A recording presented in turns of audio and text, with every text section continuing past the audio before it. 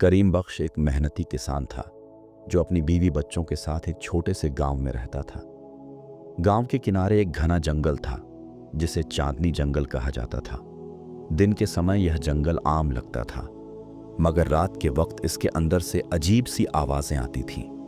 कुछ लोग कहते थे कि वहां कोई रहस्यमयी मखलूक रहती है, तो कुछ का मानना था कि वह जगह जिन्नात और परियों का बसेरा है।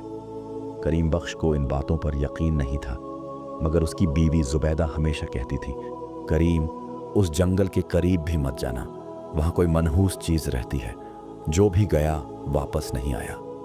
करीम बख्श हंसकर कहता, ये सब देहातियों की बनाई हुई कहानियां हैं, कुछ नहीं होता वहां। लेकिन फिर एक दिन वह वाकया पेश आया जिसने उसकी जिंदगी हमेशा के लिए बदल दी। करीम बख्श की 16 साल की बेटी शाहीन, जो अपनी खूबसूरती और मासूमियत के लिए मशहूर थी, अचानक गायब हो गई। वह शाम को घर से बाहर निकली थी, मगर जब रात हो गई और वह वापस ना आई तो जुबैदा की बेचैनी बढ़ गई। पूरा गांव इकट्ठा हो गया और तलाश शुरू हुई, मगर शाहीन का कोई सुराग नहीं मिला। लोगों ने कहना शुरू कर दिया कि शायद वह चांदनी जंगल में चली गई है, और अगर ऐसा हुआ तो वह अब कभी वापस नहीं आएगी। करीम बख्श बेबसी के आलम में जंगल की तरफ भागा। जुबैदा चीखती रही, मगर वह रुका नहीं।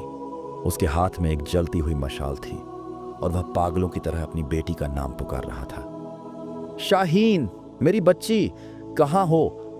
वह जंगल के अंदर दाखिल हुआ तो उसे अजीब सी ठंड महसूस होने लगी। दरख्तों के साए और हवा में सरगोशियां सी सुनाई देने लगी। अचानक उसने एक आवाज सुनी, किसी के हंसने की आवाज। वह मुड़ा तो सामने एक लंबी सफेद लिबास में लिपटी हुई औरत खड़ी थी। उसके लंबे स्याह बाल जमीन पर बिखरे हुए थे और वह करीम बख्श को एक अजीब मुस्कान के साथ देख रही थी। तुम कौन हो? मेरी बेटी कहाँ है? करीम बख्श ने जोर से पूछा। वह औरत आगे बढ़ी और धीरे से बोली, तुम्हारी बेटी अब हमारी है, वह हमारे साथ रहना चाहती है, तुम चले जाओ। करीम बख्श के पैरों तले जमीन निकल गई। उसने हिम्मत करके आगे बढ़ना चाहा, मगर जैसे ही उसने मशाल आगे की, औरत गायब हो गई। चंद हफ्तों बाद एक रात गांव वालों ने शाहीन को करीम बख्श के दरवाजे पर बेहोश पाया। वह जिंदा थी, मगर अजीब तरीके से बदल चुकी थी। उसकी आंखें पहले जैसी नहीं लग रही थीं और वह खामोश रहने लगी थी। जुबैदा ने उसे गले लगाया, मगर शाहीन के जिस्म में ठंडक थी, जैसे वह बर्फ की बनी हो।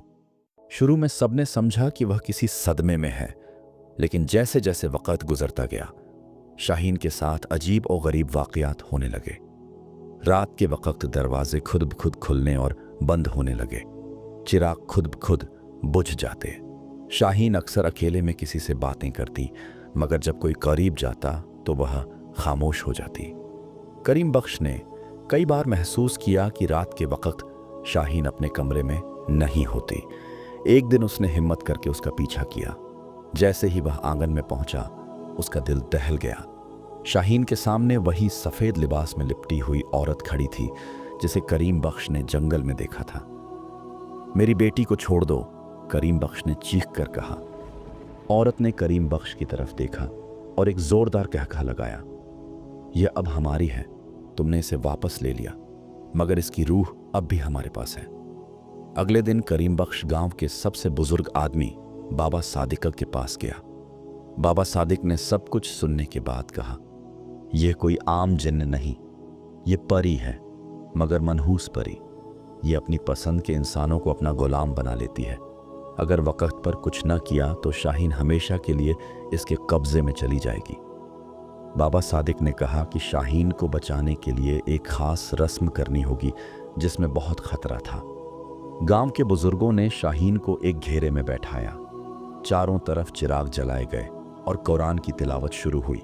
जैसे ही तिलावत आगे बढ़ी, शाहीन जोर जोर से चीखने लगी। तभी अचानक तेज हवा चलने लगी, चिराग बुझने लगे और पूरे गांव पर स्याह बादल छा गए। फिर वही मनहूस परी जाहिर हुई। उसकी आंखें अंगारों की तरह जल रही थीं और वह शाहीन की तरफ लपकी। ये मेरी है, तुम लोग इसे नहीं छीन सकते। लेकिन गांव वालों ने तिलावत जारी रखी। जैसे जैसे आयात तेज हुई, परी की चीखें भी बढ़ती गईं। आखिरकार एक जोरदार धमाके के साथ वह चीखती हुई हवा में गायब हो गई। शाहीन बेहोश होकर जमीन पर गिर पड़ी। जब उसे होश आया तो उसकी आंखों में एक अजीब सी मासूमियत थी, जैसे वह बरसों बाद जागी हो। लेकिन कुछ अजीब था। जब रात हुई तो करीम बख्श ने देखा कि शाहीन अपने कमरे में नहीं थी।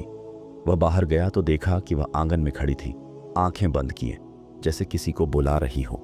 तभी हवा में एक सरगोशी सुनाई दी, ये खत्म नहीं हुआ, मैं वापस आऊंगी।